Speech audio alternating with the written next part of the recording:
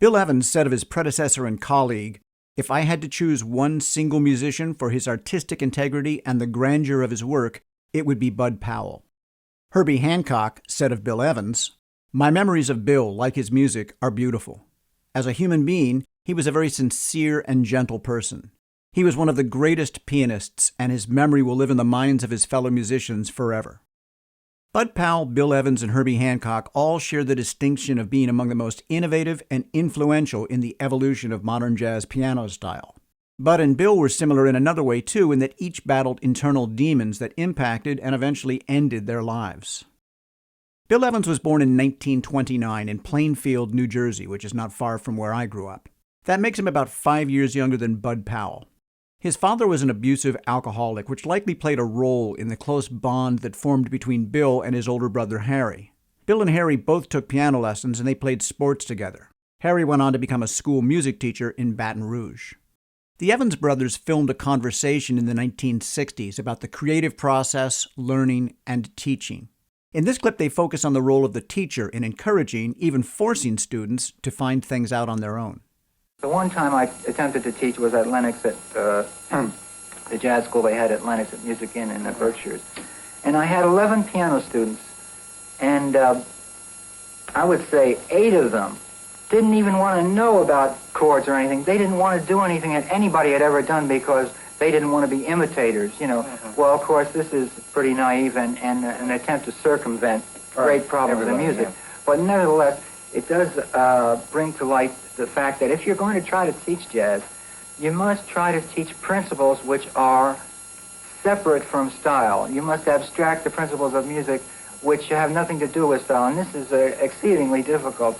So their teaching of jazz is a very touchy point. It ends up where the jazz player ultimately, if he's going to be a serious jazz player, teaches himself. But the thing is that the jazz player, I think, ultimately must select and discard according to his own I agree with you there. Yeah, I have one comment. You'd be a tough student. Believe me, I had them. Most of us, I'll certainly put myself in that category, is that we need someone to feed in procedures and approaches and tools and mechanics of doing things. Then we can depart, you know. Well, I needed that too, Harry. And I mean, but the only thing is, you as an individual always make the decision of what you accept and what you reject. And I know you must have done the same thing. And I mean, that's the thing that you as an artist are really concerned with, is how are you handling your materials? Are you able to handle them in any way you want? And the mood is something else. Oh, I think you're right. But I think we have to give them the materials. Well, sure. You know, in other words, like, the first question always is, well, I can't stay on the F chord for 4 measures. What am I going to do? You see? All right, you can give them 4 avenues, 8 avenues, 12 avenues, you know, and say, well... Or you can say find an avenue. Or you can say find an avenue. But if you just say, well, find an avenue, you'd be fired as a teacher, you know? I mean, you just can't say find an avenue because they'll say, well, he's not teaching me anything.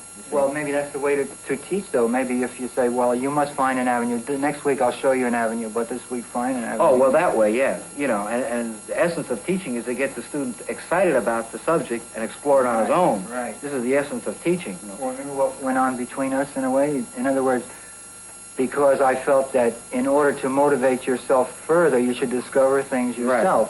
Right. And it's the same way with a student. If you give him too much, you take his motivation away because he hasn't discovered anything. Oh, true. Right? This is the knack of a good teacher. The pulse is to know when to feed in and when to draw back to a student. And I'll never forget to visit you when you came down to my home in Louisiana. And I waited for you for 3 years. I hadn't seen you in 3 years. And told musicians in town, I said, well, Bill's coming down. Boy, am I going to learn this week. And you came down and spent a week with me. And I said, Bill, show me those changes, harmonics, you know.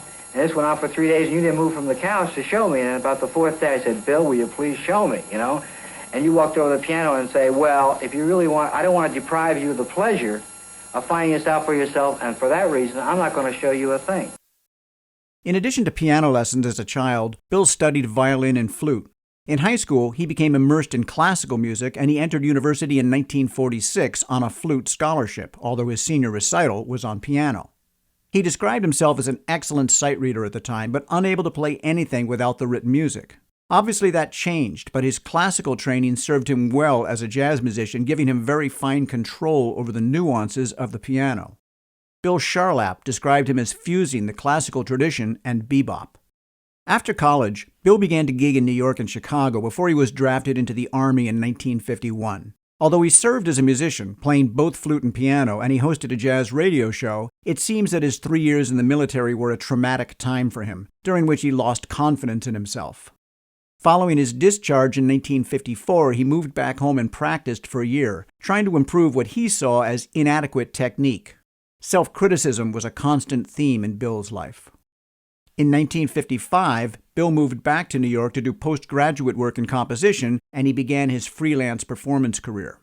In 1956, he took part in a recording project with composer George Russell, who laid the groundwork for the modal movement in jazz in which Bill Evans would play a central role. This clip is Bill's solo on a contrafact called Concerto for Billy the Kid. See if you can hear which tune this is based on.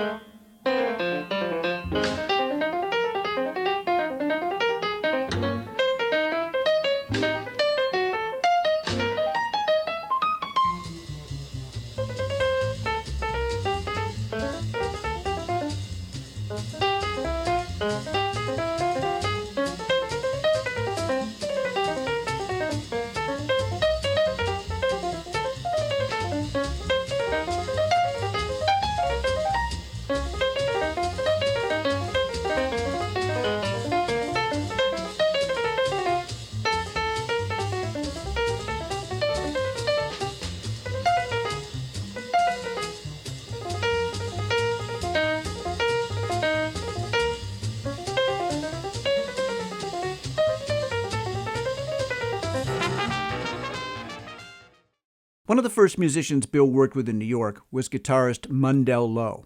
In 1957, Lowe was instrumental in getting Bill a record contract when he played a tape for the producer Orrin Keepnews, who had just started Riverside Records. Bill's debut album for Riverside, New Jazz Conceptions, introduced one of his best-known tunes, Waltz for Debbie. The album was a critical success, winning Downbeat's International Critics Poll, although it sold only 800 copies in the first year.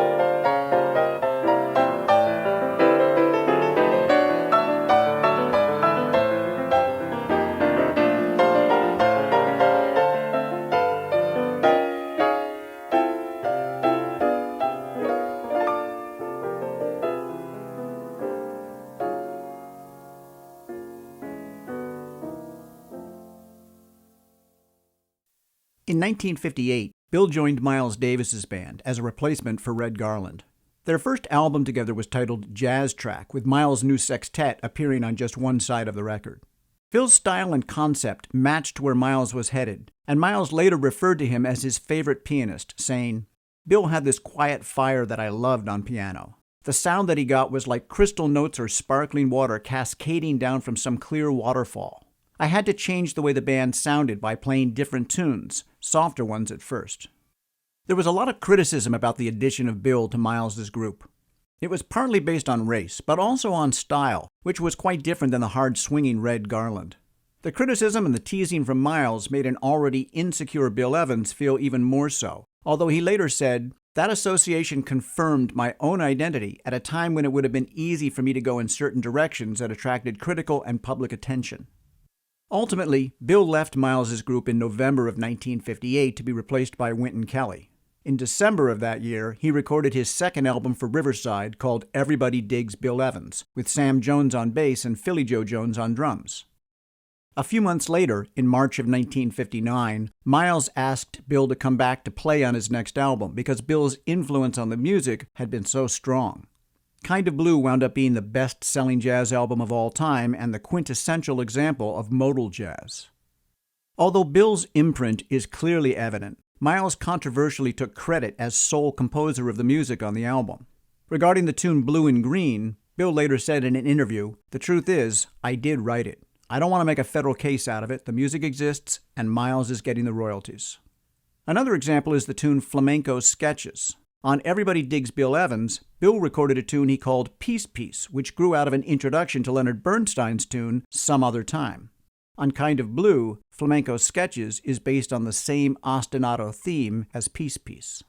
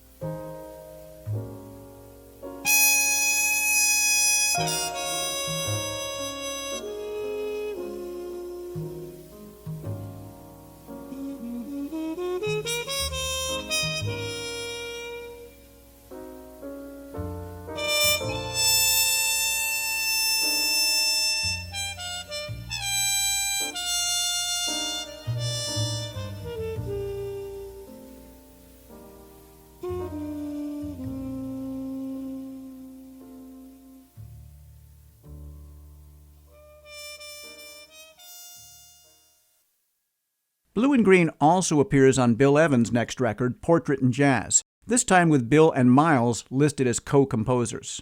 This record introduced Bill's most famous but short-lived trio with Paul Motian on drums and Scott LaFaro on bass. Like fellow bassist Jimmy Blanton and trumpeter Clifford Brown, LaFaro's life was cut short at the start of his career. He was killed, like Clifford, in a car crash when he was in his mid-20s. First of all, I'd like to ask you how you first met Scott LaFaro. Let's see, my first meeting with Scott was at a rehearsal of Chet Baker's, and we were playing some rather strange music for what you would think of Chet Baker, at least. And I remember I was very impressed with Scott at that time for having a very long and a long tone in his time and the depth of his tone and everything. I never forgot him.